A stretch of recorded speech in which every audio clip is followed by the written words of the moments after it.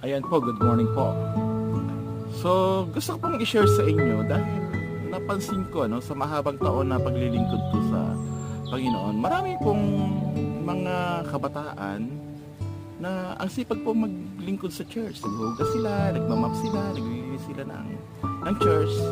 So, ang ganda rin namang tingnan, naglilinis sila at talaga namang masisipag sa loob ng church.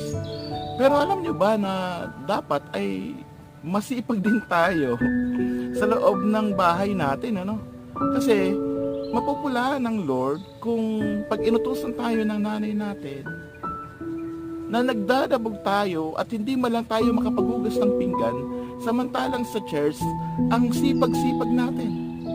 Okay? Kapag inutusan kang bumili ng suka, nagdadabog ka pa sa nanay mo. Nagtuturuan pa kayo ng mga magkakapatid mo. Pero hindi po dapat gano'n, So dapat